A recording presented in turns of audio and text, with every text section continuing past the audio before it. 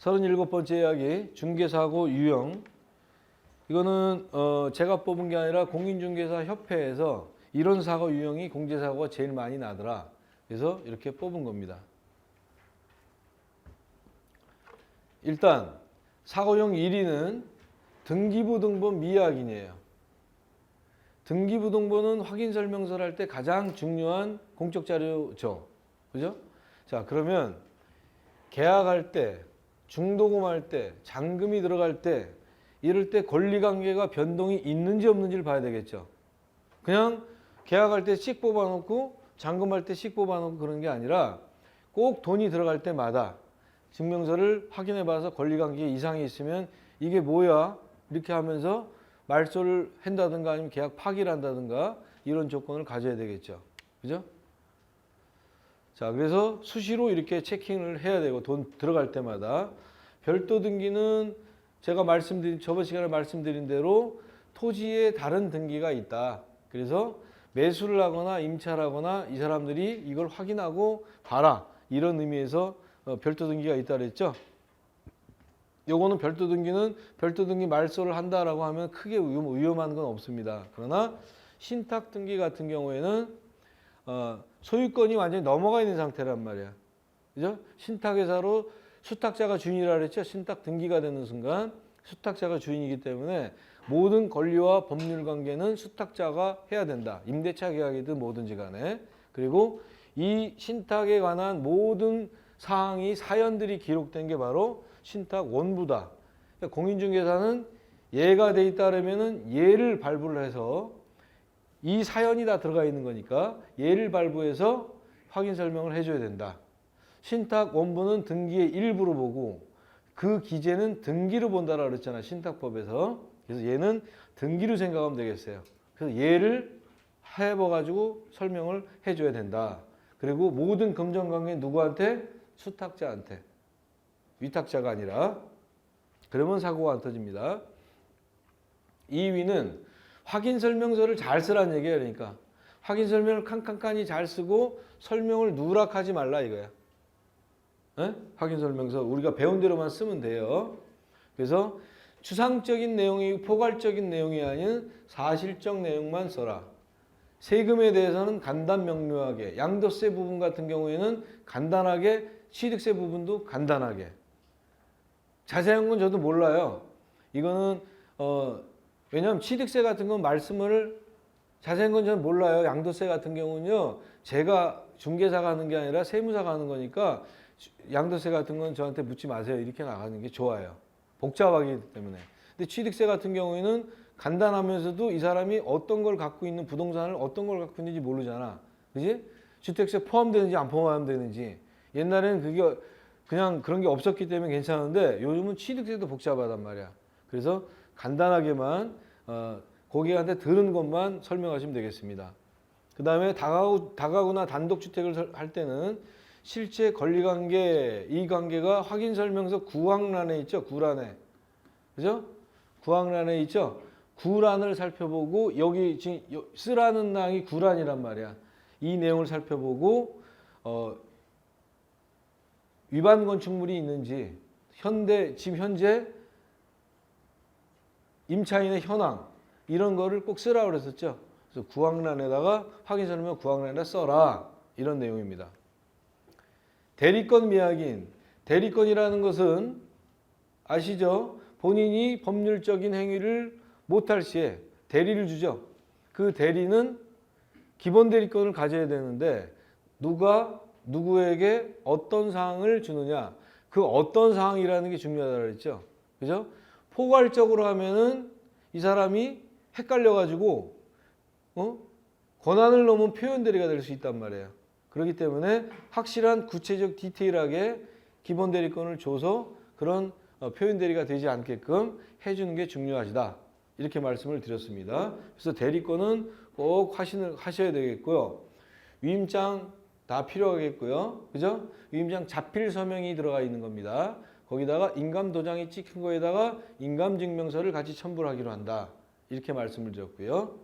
그리고 계약을 쓸 때는 계약자 원래 진정한 소유자를 계약서를 쓰고 그 다음에 대리인도 마찬가지로 똑같이 인적사항을 2개 다 쓰라 그랬었어요.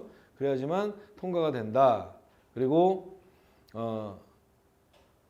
그러니까 위임장 같은 거 있으면 이런 걸 갖다가 반드시 갖고 와라 이렇게 표현을 해야 된다는 얘기입니다. 책임특약이라는 얘기는 중개사가 책임을 지겠다 또는 내가 연대보증을 쓰겠다 이런 것 같은 경우는 중개사가 자기 이마에 총을 맞는 거라 그랬죠. 그리고 공제에서는 이런 거 책임특약 같은 경우에는 해주지는 않는다. 이런 발생이 된다면 책임과 연대보증 같은 거 말은 내가 책임질게요라는 말 누가 공인중개사 책임이다 이런 말은 절대 안 된다는 얘기입니다. 한마디로 뭐냐 그러니까 뻥치지 말라는 얘기니까 뻥치면 안 된다는 얘기야 특약상에서. 자, 타계자 입금으로 인한 사고. 계좌는 무조건 누구? 진정한 주인 앞으로 가야 돼요. 월세가 됐든 전세가 됐든 무조건 타계자로 들어가면 안 된다는 얘기야. 자, 근데 이런 사람들이 있어요. 아버지 계좌로 넣어주세요. 어머니 계좌로 넣어주세요. 주인은 딸인데 딸, 뭐 이런 거 믿지 말라는 얘기야. 무조건 모두 타계자는 안 돼. 진정한 주인 입장으로 집어넣어야 돼. 그러면 만약에 이거 이렇게 사연을 갖다 얘기하면 우리는 이렇게 말씀하세요. 이거 주택 취득자금 조달계획서를 팔어. 주택 취득자금 조달계획서에 이게 계좌가 다 들어가야지만 된다. 그 확인이 돼야지만 된다. 그래서 타계자로 입금은 안 됩니다. 나중에 본인들이 이거 걸려요. 이렇게 얘기하면 무서워서 자기 계좌번호를 알려줘요. 왜 엄마한테 보낼 것 아들이 달라고 그래? 그거 아니잖아, 그거는. 뭔가 나중에 꿍꿍이가 있다는 얘기 아니야. 사고 터지면 어떡하려고. 무조건 누구 계좌? 진정한 소유자 계좌. 자, 공인중개사가 대표로 있으면 소공이나 또는 중개보조원이 사고 친 거는 다 내 책임이야. 이 사람들 책임이 아니야. 이 사람은 자격증이 없잖아. 우리는 여기에 등록한 사람 아니야.